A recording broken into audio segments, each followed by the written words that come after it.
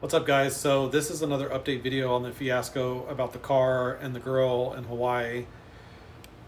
I'm really surprised that it's gotten the views that it's gotten, not only here, but over on my other platforms as well, because I post across TikTok and YouTube and anywhere else that I have social media. And I've been getting messages and comments like crazy of people that actually know her, that she's done dirty, that she's done pretty much the same thing to. So let's get into this video because this is an interesting one. So you may remember or seen the last two videos that I did about Little Weasel and Weasel Jr., Fia and Villy from Honolulu. So I have some updates and it's crazy, so let's talk about it.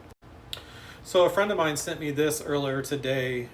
She's seen this posted on a Facebook page there in Hawaii. And Sophia claims that she filed a police report number, and here's supposedly the officer's name.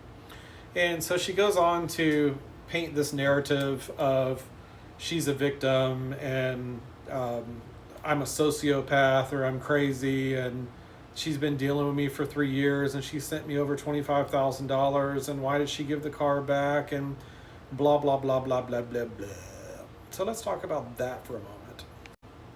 So I think most of you guys probably know the story that have been watching it. So long story short, this girl did a rent to own on a vehicle, a 2023 Hyundai Elantra SEL for me when I was moving off of island in Hawaii. And I did a rent to own on the vehicle. Obviously the interest is going to be high. The payment's going to be high because I'm giving you a brand new vehicle that had 2,000 miles on it.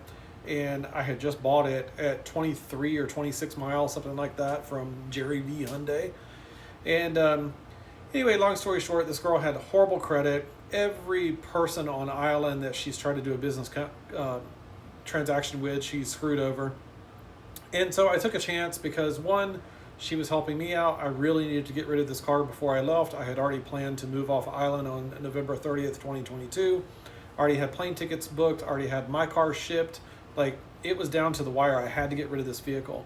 And she was pretty much like the last option. So out of me being desperate, I went ahead and went with her.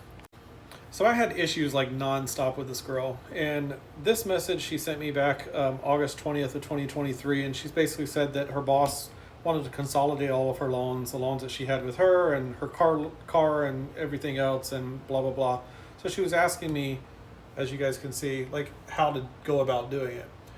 So I told her, I was like, in order for you to include the Elantra on a refinance, it would have to be in your name. But I told her, let me figure out how much is owed on it. Here's more of just verifying what I just told you. So she goes on to tell me all of this. You guys are more than welcome to pause and read it. So then I give her the payoff on the car. The payoff on the car to pay it off that particular day was $30,917.47. Now I want you guys to keep in mind something on this car. It was like 18% interest on the loan for this vehicle because I had so many auto loans out there. At one point I was a Turo host. I had 8 cars, 6 of them was financed.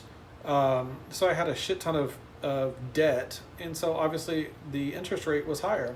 I didn't mind doing it though, because at the time living there in Hawaii, renting all these cars out on Turo, I was making more than enough to cover the ridiculous payments and the interest and was still profiting quite a bit of money. So I went ahead and did it. So anyway, the payoff at the time was $30,917.47. I told her, if that's what you want to do, then by all means go for it. Original balance that I financed was $31,128.78. I was like, if you could get him to pay it off, that would be amazing, would boost my credit score. The entire time that she had the car, I was constantly having issues because she was paying the payment late. It was affecting my credit. My credit score kept dropping and going back up, dropping and going back up. So finally I got to the point where I started paying the payment out of my own pocket in hopes that she would actually pay me back or pay me on time. 9 times out of 10, she didn't. I actually, at one point, ended up getting evicted out of my place that I was living because I had paid the car payment and was unable to pay all of my other bills and my rent. So I went through hell with this girl. But even out of all the hell that she put me through, I was constantly trying to work with her. This was a message from February 8th of 2024, I believe. It's kind of skewed. But anyway, I was always texting her. I said, hey, boo, just wanted to check in advance, make sure that you had the money for next month's rent. I'm going to assume that you're going to be so short. So did you want, to split it into a couple payments? Blah, blah, blah, blah. So I gave her an option. I told her, $375 on the 17th and $376 on the 21st. She was more than happy. Then on March 8th, 2024, I get this text message where she crashed the car. She claims that she was driving down the road and these cones just jumped out of nowhere. Got to watch out for these cones. They run across the road sometimes. So she sends me this text, says, oh, fuck these construction workers and their stupid ass cons. Is there any way for you to file a claim with the insurance company? I'm so sick right now. She goes on to tell all of this information. You're more than welcome to pause it and read that as well.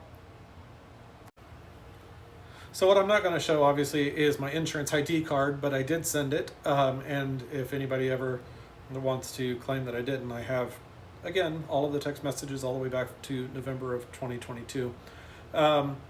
Anyway, so I sent her the insurance ID card. And so basically, long story short, insurance reached out to the construction company. The construction company, the guy's name was Lewis, was the foreman of the construction site.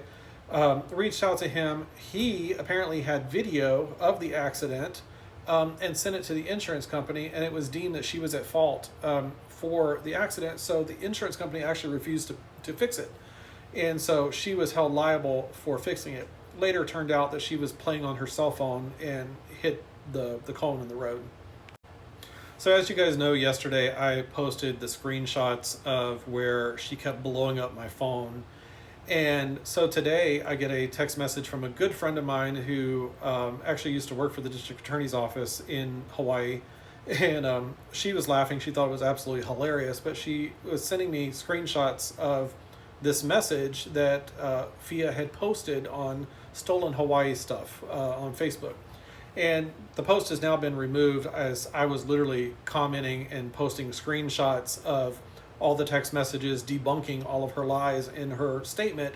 The post was removed. So I don't know if she removed it or if the administrator removed it from the Facebook page. I don't know, but it's gone. So anyway, I reached out to the Honolulu Police Department, to their South Baratania location, which is their main office. I spoke to the Detectives Division. They have no record of that police report number. Talked to the clerk in the Records Division. They have no record of that police report number. I even gave them the officer's name, and they said they couldn't find an officer by that name in their system. So I'm going to assume that she's probably making up more lies. That's what she likes to do. But here's what I have been told, and this is probably actually going to be a second video today on this because I'm about to run out of time, and there's a lot that I need to tell you guys. So after I started posting these videos, I started getting other messages, and people have asked me not to post the screenshots, and I'm going to respect their privacy and not do that. But there is a couple different people in Hawaii and in Honolulu that she has taken advantage of and done the same thing with cars. There was a Nissan Rogue with an active duty military personnel, a young woman that was stationed there. And Fia and her husband got their Nissan Rogue and took off with it, and for like 4 months never made a payment on it. And so it was just a nightmare. Then she lent the car out. Then she ended up renting the car out that she was renting from someone else, and the car ended up with a flat tire, stuck on base. I forget the entire story. Something about Fia had taken money from the girl, then requested that the car come back. So then the girl held it hostage, and then Fia went and filed a false police report, and she lost the spare key or didn't have a spare key, so she couldn't go retrieve the vehicle. The lady's car was stuck on island. Let's do part 2.